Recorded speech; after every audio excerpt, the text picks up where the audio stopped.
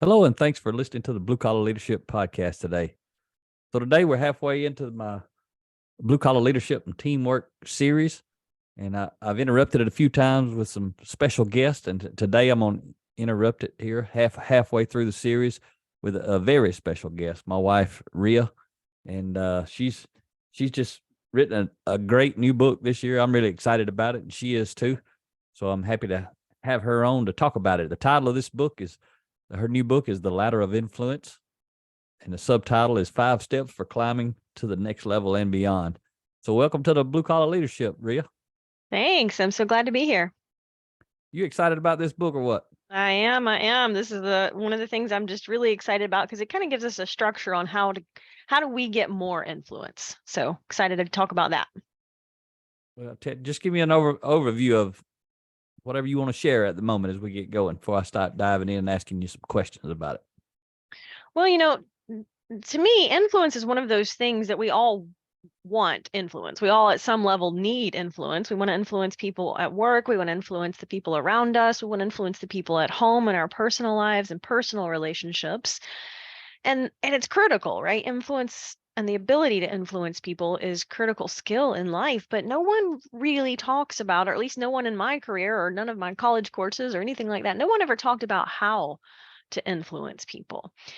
And I at some point didn't think I was any good at leadership or influence in terms of, just natural ability. But when I realized that influence is a skill that we can develop, all of us can improve. And when we improve on our influence, we get more options, we get more opportunities, we get more choices, and life gets better when we have more options, more opportunities, and more choices.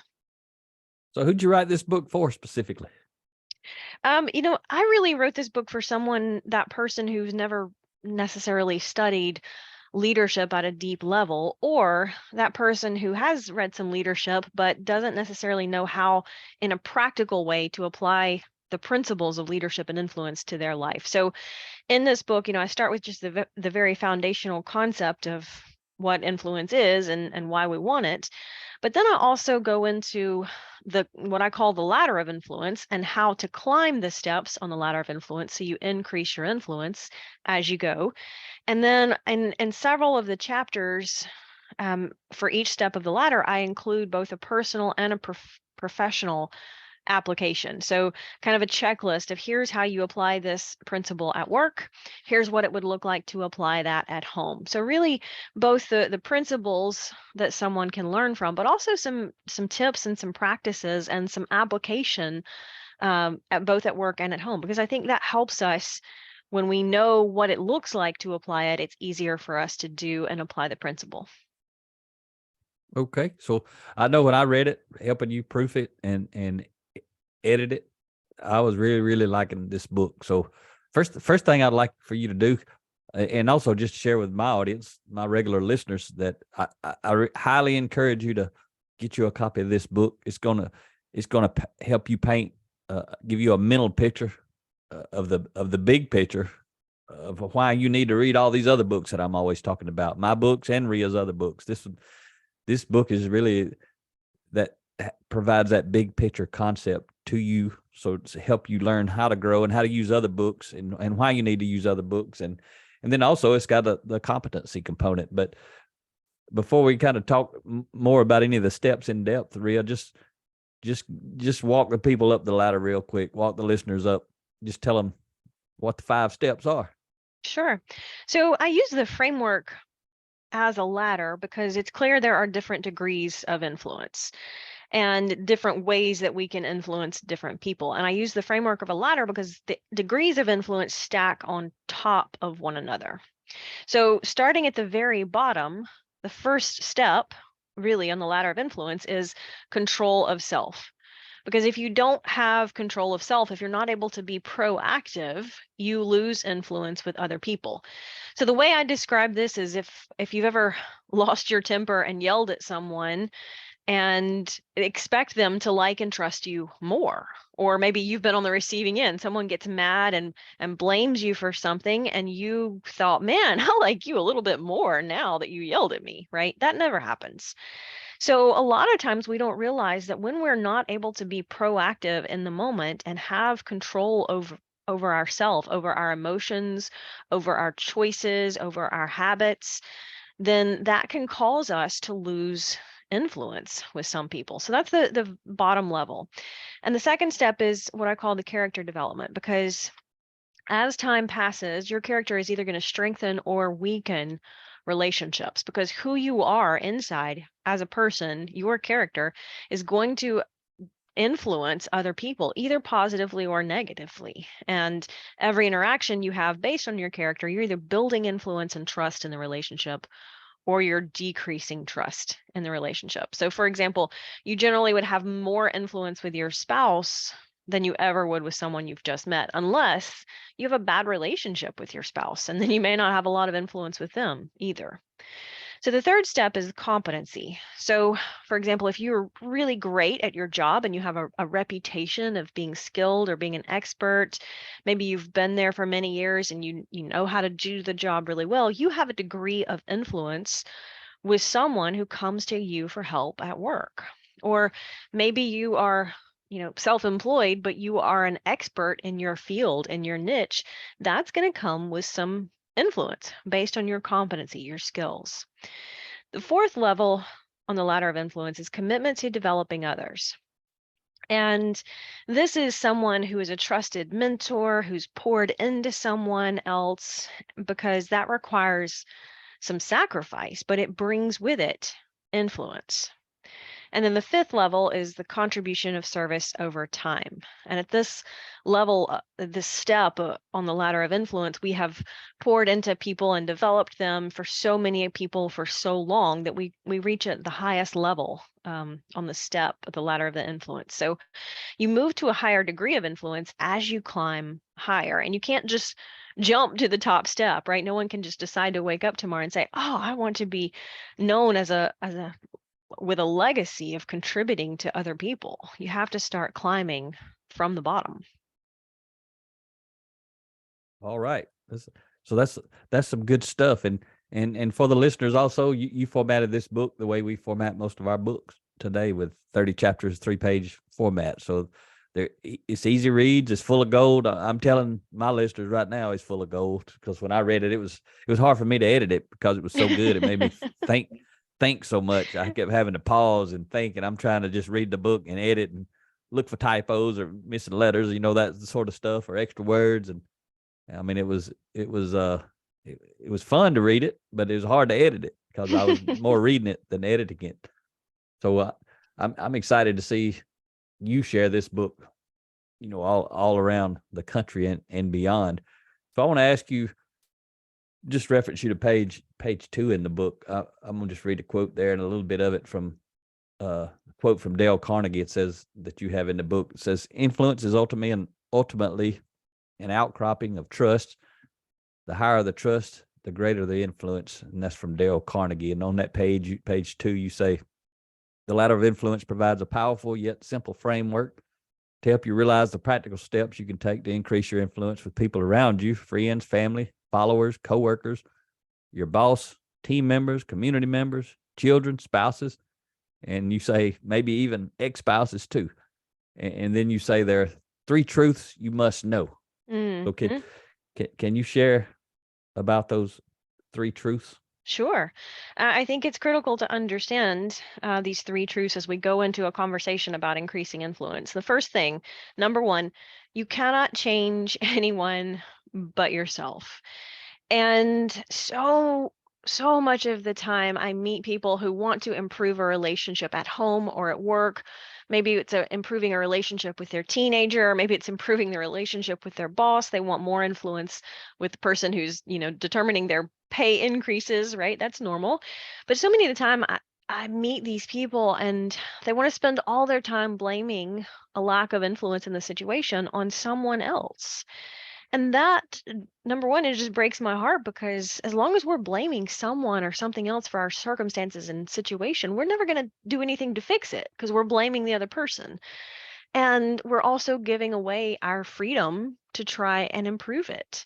So if I'm always blaming someone for the situation. I'm not going to change anything because I believe it's their fault. And at the end of the day, you can't change other people. You can't make other people do anything. You can't control other people. All you can do is change yourself, and hopefully the changes that you make will help you increase your influence in this situation. But you've got to stop blaming other people and start working on what you can change yourself. And that's not easy, right? It says easy and it does hard because we naturally just want to externalize blame, but that does not help us move forward in life.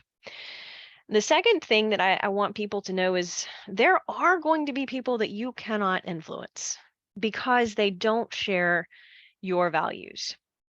So maybe this is someone at your work who they've been there for 30 something years and they're really just coasting on the way out. They're not interested in change. They're not interested in new ideas or new technology.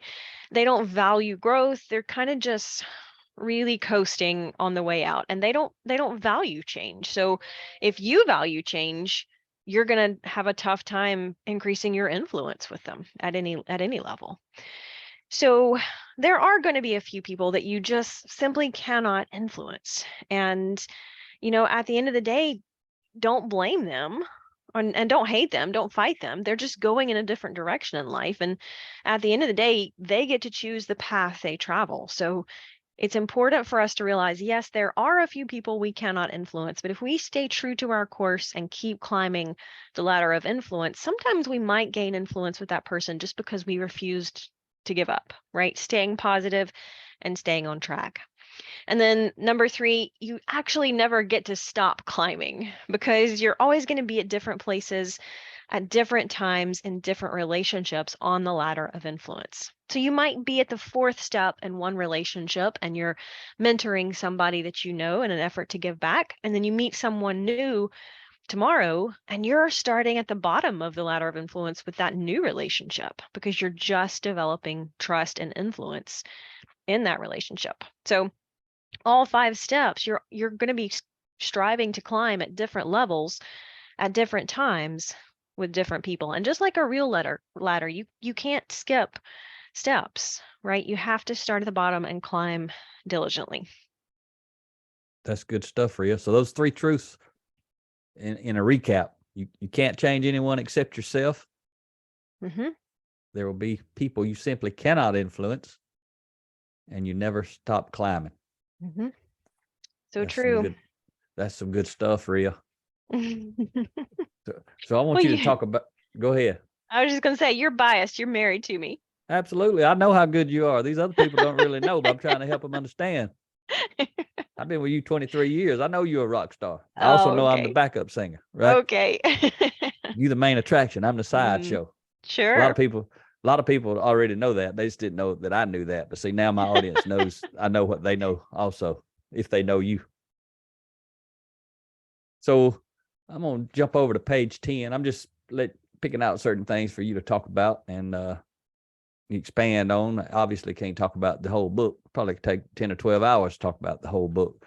But I want to talk about, you got these first 3 chapters in the book. For those listening who maybe haven't read the book, actually, is there a place they can download an excerpt of this or some chapters, or what do you have out there? You got something like that already, don't you? Yep, I do. There are 2 places that they can download an excerpt. They can go to riastory.com/download, or they can go to bluecollarleadership.com/download. Yeah, on my page, the blue collar leadership page, they see my stuff, but there's a link to your stuff. Yep. And Yep. they'll just see a picture with the title, The Ladder of Influence, on your page. Yep. And what will they get there?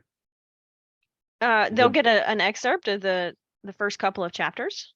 Okay, so the first 3 chapters in the Ladder of Influence is kind of like just kind of like an intro. It's warming you up. The first chapter is the Ladder of Influence. Second chapter is Why Ladder, and chapter 3 is Climbing the Steps, and that's where I want to talk on here for a minute before we kind of dive a little deeper into some of the steps. But on page 10, Rhea talks about, she says, for example, if you tell, first she says, when it comes to influence, who you are matters. What you say matters. But what you do matters most, because who you are on the inside determines how you do what you do. And she says, for example, if you tell someone you'll meet them at 10 a.m., but you don't show up until 10:30 a.m., they may forgive you, but they won't trust you as much as they did before. They now know you can't be counted on to keep small commitments, and you don't value their time. So Rhea, you and I, me and you, we both get stood up a lot, don't we? Mm-hmm. Yeah, that's one of the things that, when someone makes a commitment to you, maybe it's just, hey, I'll call you at a certain time. And, a lot of people on LinkedIn are, calling, reaching out and saying, hey, could we set up a call? I want to ask you for some advice or something like that. And you can set a time with that person and then they don't call. And that is one of the things that causes them to lose influence with me because, as you and I both know, we're both busy and we both plan our day around, appointments with other people, phone calls, coaching calls, engagements.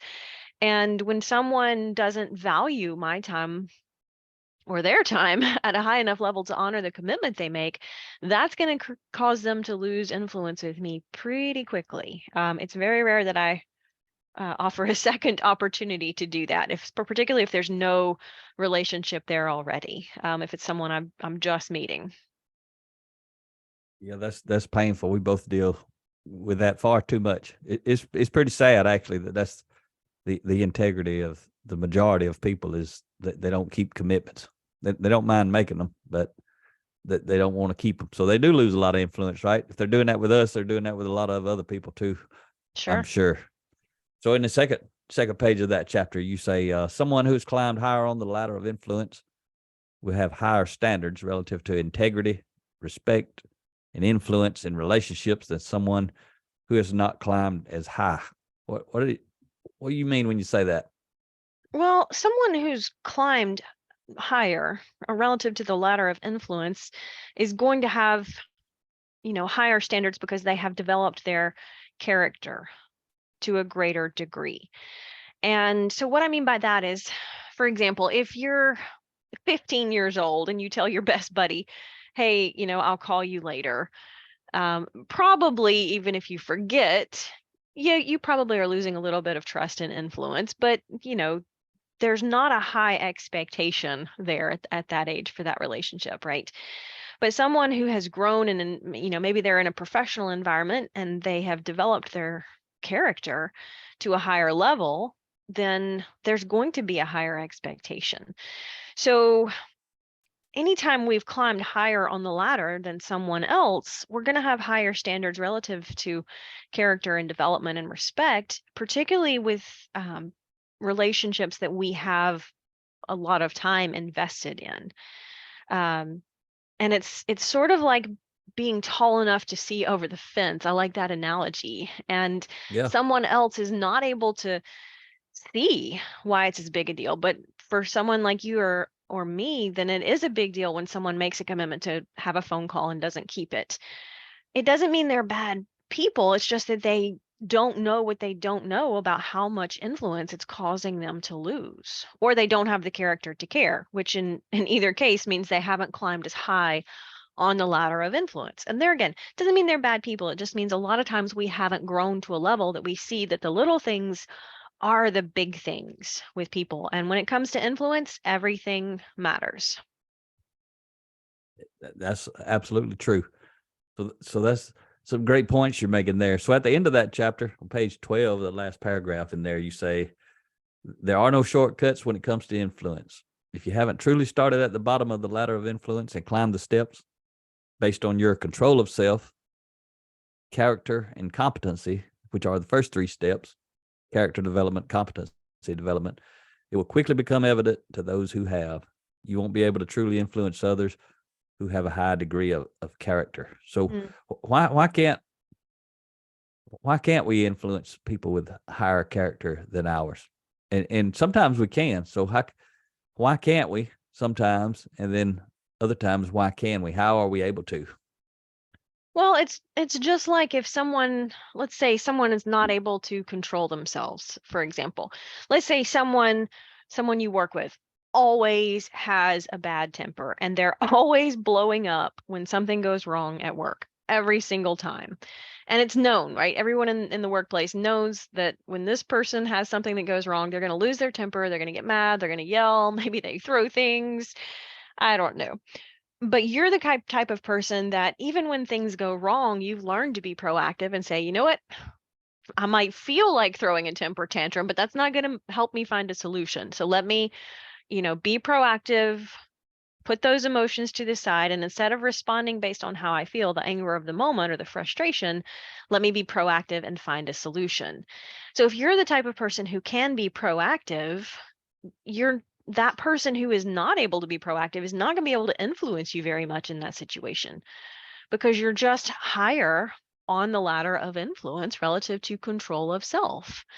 And so it's kind of like once you understand a principle and how to apply it, it's much simpler to do. It may not be easy, but if someone isn't there yet in terms of understanding or development, then you're just higher. You're at a higher level of awareness, of self-awareness, of awareness of how these principles work. And so someone who can't be proactive in that situation is not going to be able to influence you as much because they're busy throwing a temper tantrum and you're busy looking for a solution. So when we apply that to some of the other levels, for example, if someone, let's say you're very skilled, like you, Mac, you're, an expert when it comes to blue collar leadership and developing leaders in the frontline workspace and those who lead them. And someone who is not as competent in that field is not going to be able to influence you very much relative to that field or that topic at a high level, because you're just at a higher level in terms of competency. So for example, I mean, we know you're gifted at connecting with blue collar workforce and, helping share the principles with them. So if someone were to come up and tell you you're doing it wrong, they wouldn't be able to influence you very much with respect to that, because you already know you're at a higher level of competency relative to that. It's also, I mean, this applies in so many different ways. It's the gym instructor who's overweight and or is really struggling to increase influence or inspire people to be physically fit if they are struggling to make good health choices themselves. So that's a good lead in to a couple of things when you talk about control of self in the beginning of that chapter on control of self on pages 14 and 15. A couple of things I want you to talk about. The first thing is you often talk about your inner 2-year-old living inside of us, and then also if you can say something about that, and then kind of blend in with the 4 dimensions of life that you talk about on page 15, just to help people just kind of see the big picture. Yeah. So, I mean, humans have a natural tendency to respond to the world around them based on emotions of the moment. That's normal. That's human. And, there's a reason we call it the terrible twos, because when you're 2 years old, you literally do respond just based on the emotions of what you're feeling. If someone doesn't let you have a toy, you cry. If someone, if you're hungry, you cry, you fuss. If that literal 2-year-old is learning how to influence the world around them, and they get to be very good at it. Sometimes they figure out they can be very effective at influencing mom and dad to give them what they want if they are willing to throw the temper tantrum. So I did all that till I was like 40. well, some of us do, but you can I was get a away slow with learner. you can get away with it at 2 years old, right? But when you do the equivalent at 30 or 40, you're losing influence, because at some level people start to expect you to be able to control your emotions and say, Yeah, oh, go ahead. I went through the terrible twos for 40 years. Well, so parents out there, there's hope. There's beware. hope. Well, there's hope. Yeah, beware. Beware if you don't parent the way maybe you should. This book will actually help you with parenting. Go ahead, Rhea. I got sidetracked thinking about how long I lived in my terrible twos. Yeah, People who so listen maybe don't know, but maybe it they was true. don't. Maybe they don't. So the key is realizing that we can control ourselves.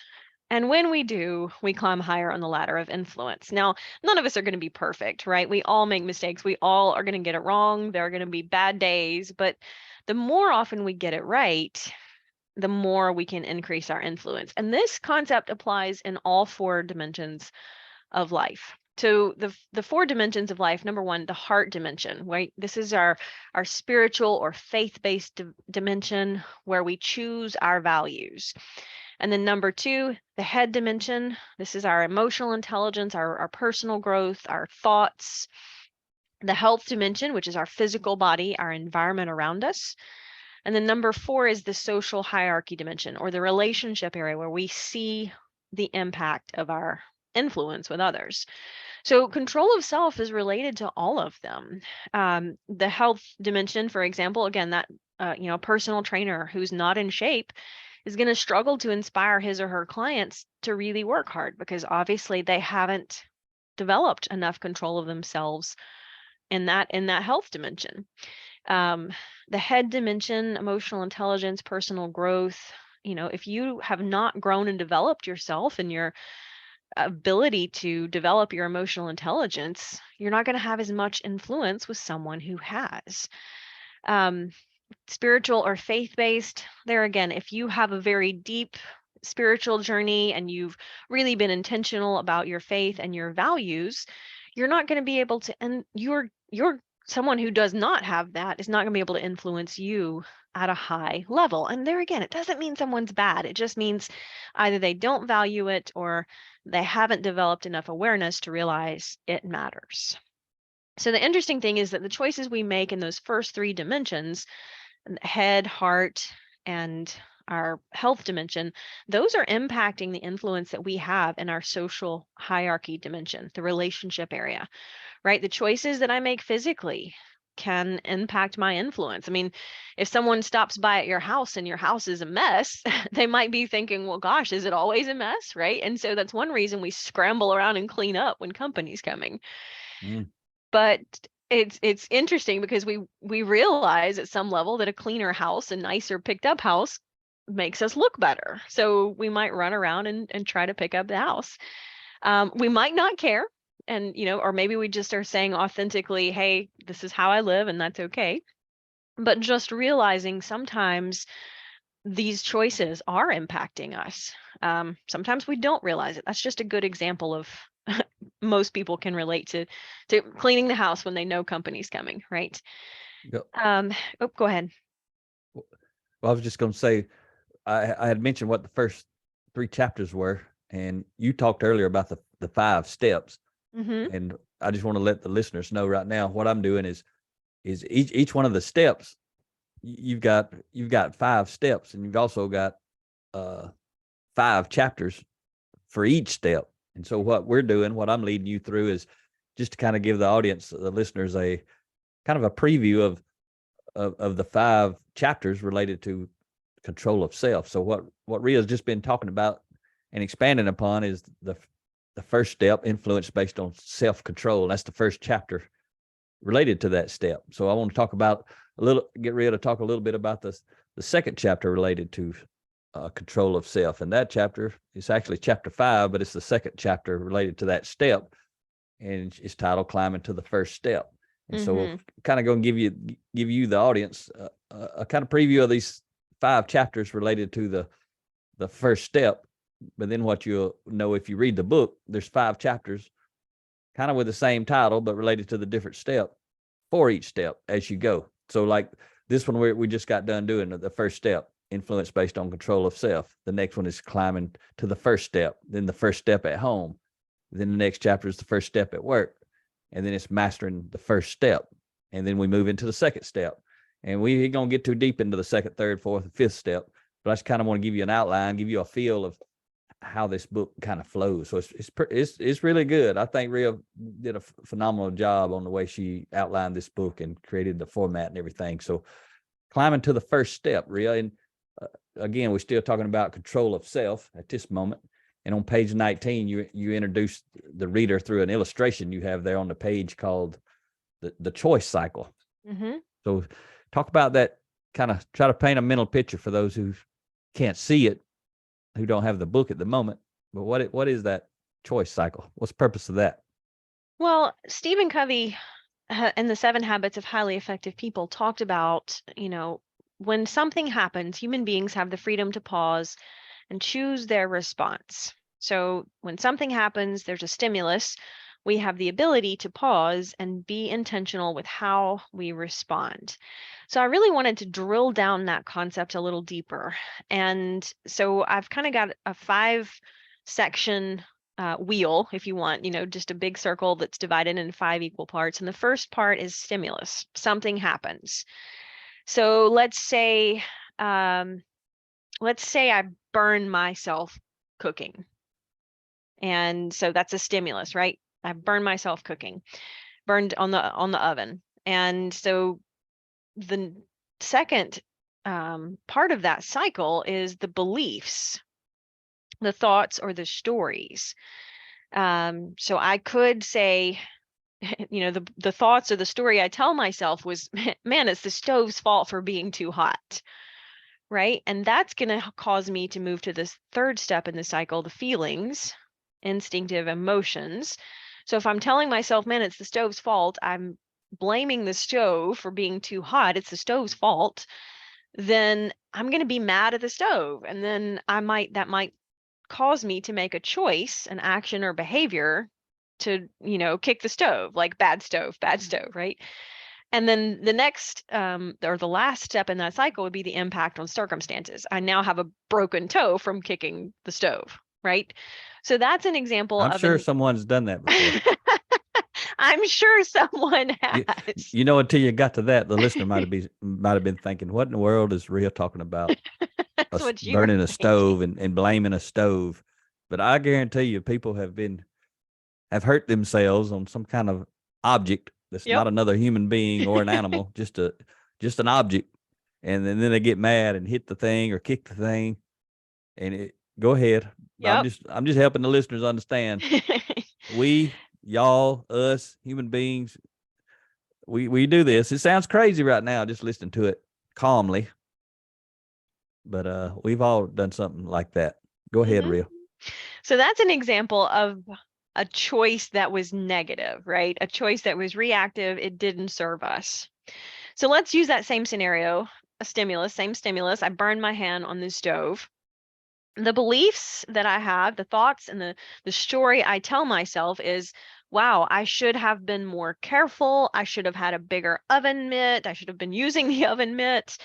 Maybe it's time to replace these oven mitts, but I make a positive, proactive choice in the thoughts and the story that I tell myself. I'm taking responsibility for, I burned myself on the stove, but here are some things that I could have done to prevent that. And that's going to cause me to feel better, right? I'm still going to have a burned, sore hand, but rather than feeling frustrated or angry at the stove, I'm going to feel better and more control of the situation. I'm going to say, hey, I don't have to burn my hand on the stove tomorrow and the next day because I'm going to get better oven mitts. And so the next choice in response to that would be, well, pick up some oven mitts or use the oven mitts next time you're working with the stove. And the impact on my circumstances, well, I don't have a broken toe from kicking the stove, right? So same scenario or same stimulus, but 2 different possible paths, starting with the choice, emotional choice that we make. Now, I mean, certainly we get to the point of physical choices too, but I think the most powerful thing is realizing that the moment of choice that Covey's talking about, pause and choose your response, isn't the physical choice. It's great if you can get the physical choice right and how you respond. But if you can get the emotional choice right first, you're going to have a much better day, much better career, much better life, because you're going to realize that regardless of what happens, no one else can make you have a bad day or a bad week or a bad life. That power of emotional choice. Yes. That's good stuff. So to recap this choice cycle, if you could see it, it looks like a big pie chart. It's got five pieces of the pie, like a pizza. And it starts out with stimulus. Something happens, and that leads, to your beliefs. Your beliefs provide you with thoughts, and you tell yourself a story, and those beliefs lead to the next piece. So you're on the third piece of the pie, so to speak, which are your feelings, which come from your beliefs and your thoughts and your stories, and that provide your instinctive emotions, as you list in the book. And those feelings lead you to your choices, which are your actions and behaviors, the fourth piece of the pie. And then that determines the impact on your circumstances. Do your circumstances get better or worse or remain the same? And whatever that is, that creates a new stimulus. Yep. Something else happens And the because of cycle. that. And you go Yep. around and around. So you just touched on something, though. You was talking about the stove, and yeah, stoves cause us problems every now and then, and other objects. But what causes us the most problem are people. Yes. So you talked about somebody making you so mad or whatever. Go through that same little scenario and talk about the two different ways you could see when, someone does something that irritates you or whatever. That's the stimulus. Someone done Yeah. something you didn't like, or use a person instead of a stove. Well, the person I spend the most time with is you, so that's Oh, a never little mind. bit. Let's move on to the next chapter. So let's let's say let's move on to the hypothetically. next chapter. I asked a Let's bad question. let's say hypothetically. No, let's Um, talk the truth. let's say hypothetically, Oh, come on. stimulus, something happens. Let's say Hey, someone makes a what? tell the story you tell from the stage sometime where you talk about where you were blaming me for something about your planning. It's What is much that? more fun to tell the story about you blaming me for something. Well, I did Okay, something though. I was provided the stimulus, and then you had the beliefs, and because sure. you teach So this exact thing from the stage, two different I ways. So, I do, yeah. So this was several years ago because I was still teaching group fitness at the time. And because of our travel schedule, I really had to be proactive and intentional about looking ahead at my schedule pretty far in advance to make sure there were no conflicts. Because if I wasn't going to be there to teach my class at the gym, I had to get someone to agree to cover that. So anytime I knew we were going to be traveling out of town, I would look ahead and say, oh, I'm not going to be here Thursday. I need to get somebody to cover that class. Well, for you, for you and me, we kind of consider anything in this metro Atlanta within a 2-hour plus drive is local. And so we had a local speaking opportunity coming up. And so because it was local, quote unquote, I didn't get someone to cover my class. And the night before, I went out to the back porch and asked, you were sitting on the back porch, and I asked you, I said, what time should we leave in the morning? And you're like, let's leave at 6:30. And so that was the stimulus. that's the stimulus, right? Is Something you happened. say, we got to leave at 6:30 in the morning. So that caused a problem because I'm teaching a class at 6 from 5:30 to 6:30. So, that's going to be the problem. Well, the belief that I had, the thoughts and the story that I told myself in that moment was this was your fault. Oh, I felt it. You kind of gave me that look, Rhea. And I in fact, I said, how did we miss that? Meaning, how did Oh, you fail to miss planning my day better? I have no idea. I know I ain't got nothing to do with that. Don't want nothing to do with So planning your days. the thoughts that I chose, the story that I told myself, that it was your fault we hadn't planned that better. And the feelings, of course, now I'm mad at you All that happened because, instantly. It didn't yep, take about this half a doesn't second for take all that to long. happen. So the choice is I put my hands on my hips like I'm somebody special and say, well, how did we miss this? Right. So now I'm vocalizing the moment that I've blamed you. And the impact is you could have gotten frustrated right back at me and, blamed me for blaming you. So and you didn't. You had a very proactive response yourself. But if I had made a better choice in the moment of emotional choice in saying, oh, we've got a conflict on the schedule.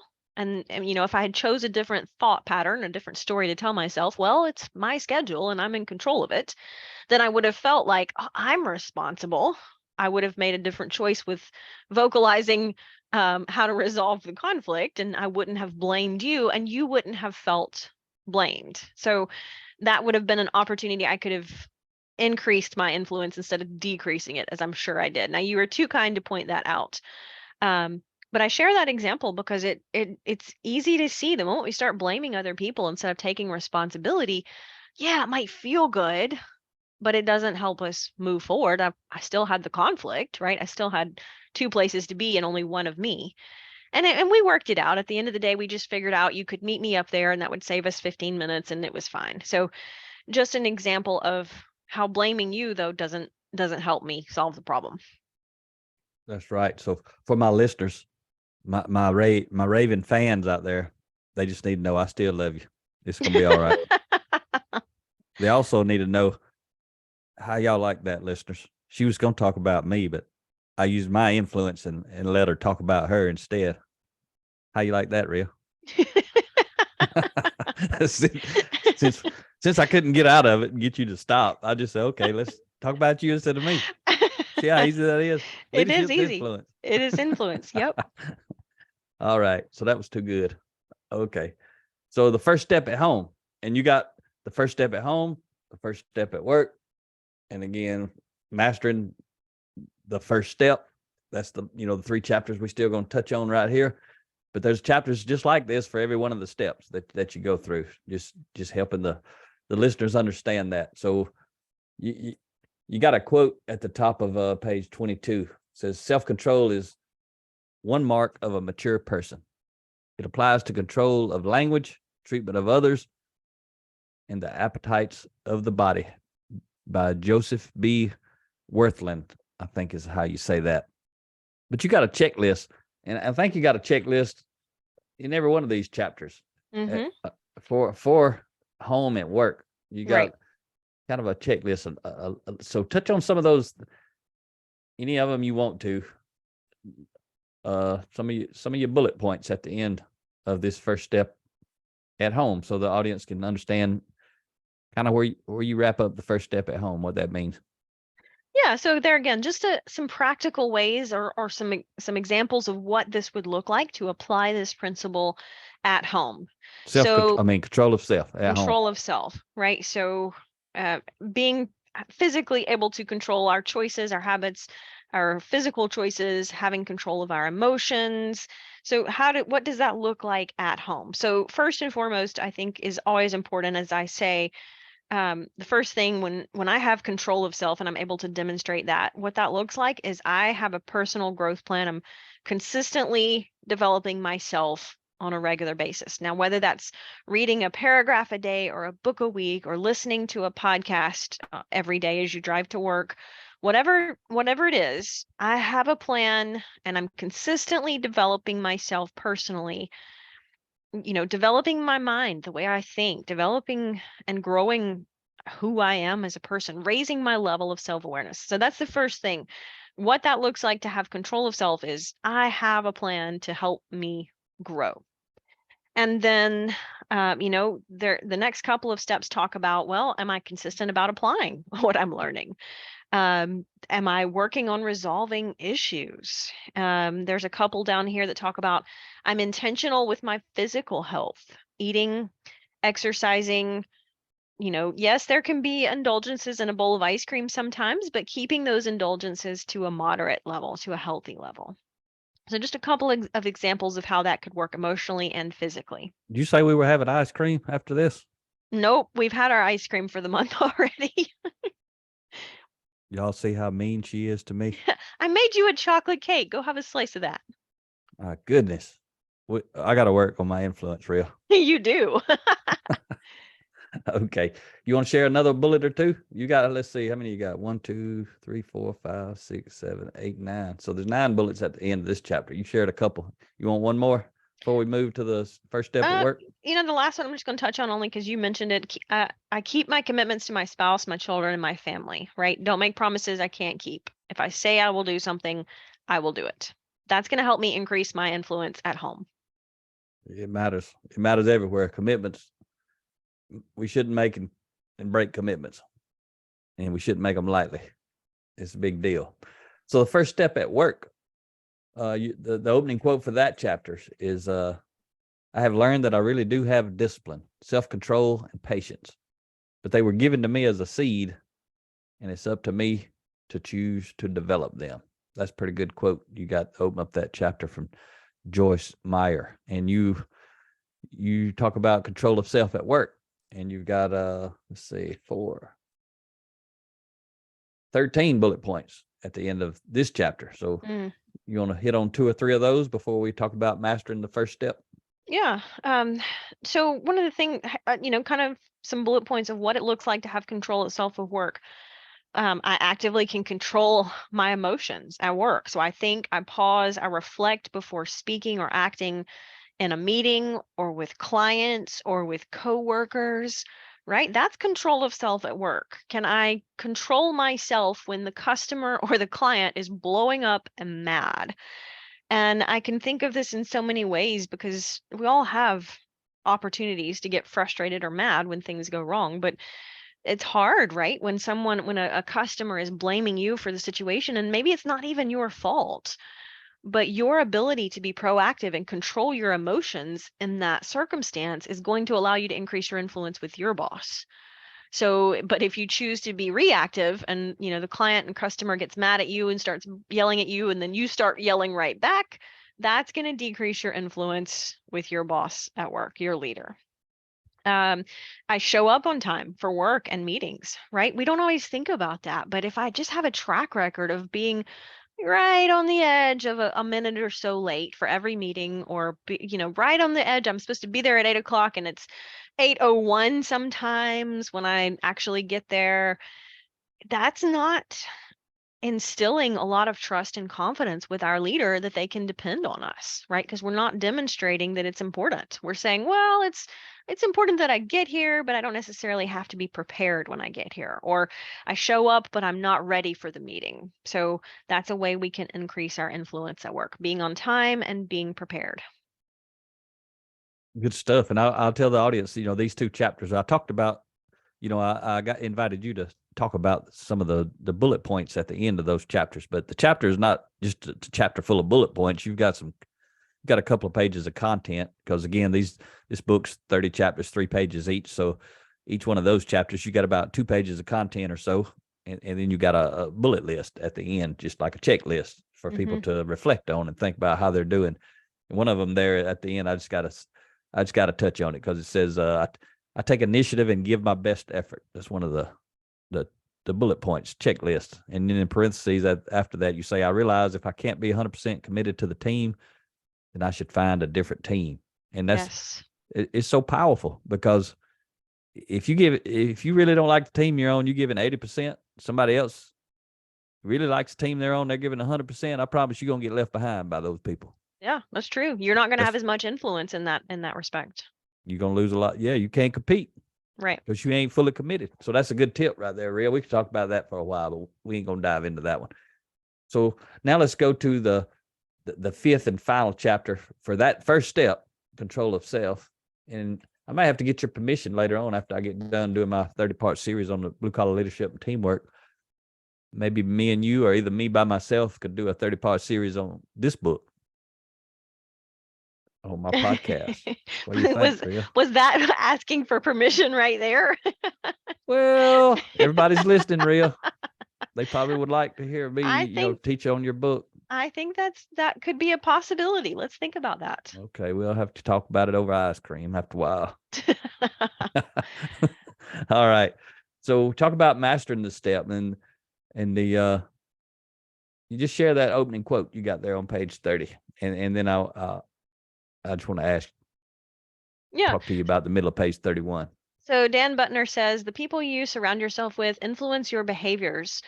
So choose friends who have healthy habits, right? And being proactive and having control of self is more than just ability to control emotions and thoughts and actions. It's about accepting responsibility for yourself, the choices that you've made in the past, and reflecting on the choices you need to make right now to create the future that you want, right? If you want better health, you got to start making better health choices.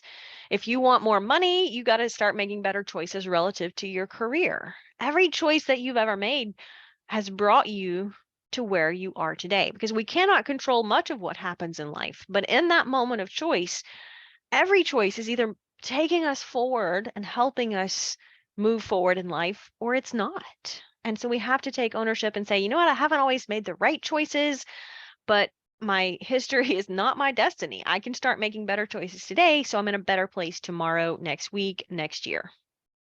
So I want to move over and talk about, I want you to talk to this, and you wrote about it here in the book, but it applies to a lot of people that are not necessarily in this situation. But in the middle of page 31, you've got in there that, just to read it word for word, that paragraph says, someone recently called me for advice on how to handle a work situation with a coworker. Her coworker essentially verbally sexually harassed her. And when she reported it to her supervisor in HR, it was brushed over and ignored by the leaders within the organization. And then in quotes you put in your book, basically you're telling her she has three options. Right. But I want you to talk about those three options, but also, relative to her specifically, but it applies to a lot of other people in a lot of other situations. You basically, when things aren't going the way you want at work, you kind of got three options, right? No matter what that is. Sure.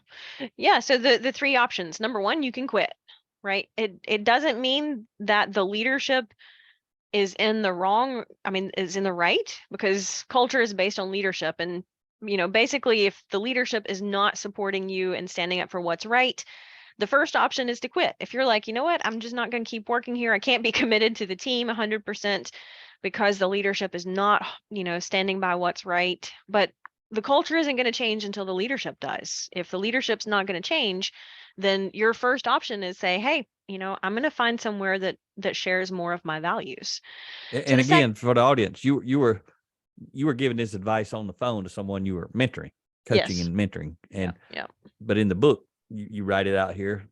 But it applies to anybody for any reason if they don't like what's going on at work, right? Sure. Yeah. Okay, so you talked about one thing. You got two more to go. Quit was the first one.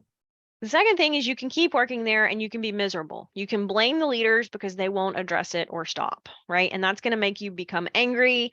You're going to be angry every day when you go home for work. You're going to be bitter because it's tolerated. You're going to be frustrated because you're still working with this person. So if you choose to stay there and you choose to blame them, the leaders, or the person who's doing it as well, it's going to there again, the moment of choice is you're going to start to feel angry, you're going to start to feel bitter, you're going to start to feel frustrated. And the third choice is you can keep working there and you can control your emotions. Again, realizing that regardless of what that person says, it doesn't mean it's right for them to say it, but you have a choice to let it make you upset and angry or not. And it's not right that they say it, but you don't have to choose to let it make you mad. That's some good advice you just gave. And as I'm listening to you and I'm looking at the words on the pages as you're talking about it, it's obvious which one of those is probably the easiest. The easiest to me would be, for most people, it's number two: keep working there and be miserable. Yep. A lot of people, if you work somewhere, how many people are you working with that are miserable? If people are working in your organization, they're miserable. They chose number two, and number two is not a good choice. And number one might not be a good choice either, but number three definitely is a good choice. Quitting could be a good choice if you've prepared to quit and you have options and you just exercising your options. But some people just get mad and quit, and then they and their family get in a mess. So a lot of people quit but stay. That's really what number two is. They quit but stay, and they become miserable. Yeah. So we got a few more minutes here. I want to we kind of touched on a little bit of the 5 chapters related to the first step, control of self, and just remind everybody there's 4 more steps with 20 more chapters related to the steps. And the second step is character development. Third step is competency development. You do a really, really good job talking about competency development. That's some good stuff. I really hope people will get this book and dive into it and go through it. And what you're teaching about character pretty much is the other 4 steps, but relative to competency development, that's pretty powerful. And then 4th step, commitment to developing others. 5th step is contribution of service over time. And then at the end, you got two chapters, kind of closing chapters, or it's what I kind of call it, the conclusion. Chapter 29 is mountain moments. Chapter 30 is keep climbing. So I want to go back to chapter 29 and just let you talk about mountain moments. Talk about whatever you want to talk about, mountain moments, and then we'll talk about the closing chapter, keep climbing. Yeah. So when I love the term of mountain moments because I've heard you say before, if you're climbing a mountain, don't focus on the mountain. You focus on just the next step, right? The minute, the The moment. moment. Yeah. And if you conquer that moment, you can conquer the mountain if you conquer enough moments. But you got to keep climbing. And I use the analogy often, like when I'm running a marathon and I'm running 26 miles, and you don't start off the race thinking, wow, I have 26 miles to go. You don't focus on all 26 miles. You just focus on this mile, right? Rhea, 26 miles is a long way to drive. I know. It's an even longer way to run, trust me. I understand that too. I run get breakfast while you running marathons. In case people were wondering what I do, you run a marathon, you run 26 miles, and I run get breakfast. Well, we can come back to choices if we wanted to talk about that. Rhea, But let's talk about your book. Focus on your book. every moment isn't always going to be a great moment, but every moment can be a defining moment, because every moment there again is having the possibility to take us closer to our goals or further away, right? The choices that we make are determining if that moment is great, because the choice that we make is determining who we are becoming. Now, we don't have to get every choice right. Again, don't get overwhelmed with this. Just focus on getting this next choice right. And if you do that over and over again, life will take care of itself, right? It's just one of those things where you have to be intentional in the moment. Conquering the mountain isn't about the mountain, it's about the moments. That's good stuff. So the last and final chapter that we'll wrap up today is your chapter on keep climbing. Mm-hmm. And so in there you have a quote from Theodore Roosevelt. It's pretty popular. Some people might have heard it. Some people may not have heard it. Would you actually read that? You have your Sure. book available. You can read that. It's A Man in the Arena, I think it's called. Just talk Yep. about that and read that. It was Wrap part of us up. a speech he delivered back in 1910. He says, "It's not the critic who counts, nor the man who points out how the strong man stumbles, or where the doer of deeds could have done them better. The credit belongs to the man who is actually in the arena, whose face is marred by dust and sweat and blood, who strives valiantly, who errs, who comes up short again and again, because there is no effort without error and shortcoming. But who does actually strive to do the deeds, who knows the great enthusiasms, the great devotions, who spends himself in a worthy cause, and who at best knows in the end the triumph of high achievement, and who at worst, if he fails, at least fails while daring greatly, so that his place shall never be with those cold and timid souls who know neither victory nor defeat." That's good stuff from Theodore Roosevelt. So what got anything right there you want to wrap up with after that? Yeah, just, that quote it resonates because it reminds us that when we strive, we are going to fall short sometimes, right? We are going to both triumph and fail, but at least we've tried, right? Life is about living it. And we've got to strive to be the best person we're capable of becoming, because if we're not, then life becomes empty and dull and meaningless. And when it's empty, we'll fill the void with empty things and wrong things, but they won't bring us lasting satisfaction. Living life isn't about having the most things. It's about stepping into your potential and living it in the way that you are created to be. That's pretty powerful. I'm going to read the very last paragraph out of your book, and we're going to close it up for today. And thank you very much for sharing your book, your knowledge, your life, and wisdom with us in the book, and also for coming and participating today. I had to drag her on the podcast, folks. I don't know what it is. She's too busy. She's just busy. It's hard to get a hold of her, but I got her. And you make sure if you like her stuff, she's got a podcast and she's got great content. She's got a newsletter on LinkedIn, and she puts out a lot of great stuff. And go check her out. But if you really liked hearing her, and if you liked us kind of picking at each other and talking about that, get on her social media and let her know. Tell her, hey, Rhea, you need to be on the Blue Collar Leadership podcast a little more with Mack. It's hard for me to get her on here, especially, I want to get on here and just cut up and have some fun. I think y'all would like that, but she's so proper and everything. It was I'm not just hard to country get Mack. me on here. You just had to sit down a minute. You're the one been gone all day. All right. This last paragraph. You have anything else, Rhea? Because I'm going to read this paragraph and sign us off because it's just good for signing us off. Sounds great. Go for it. Okay. This is Rhea's words, last paragraph in the final chapter 30, titled Keep Climbing. From the Ladder of Influence, 5 steps for climbing to the next level and beyond. Rhea says this: the greatest discovery you will ever make is realizing you hold the key to success in life.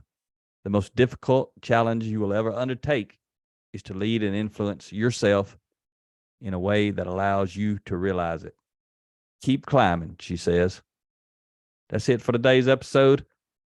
Next week, we'll be back into the 30-part series on blue-collar leadership, 30 traits of high-impact players. Hope you enjoyed today's podcast. Talk to you next time.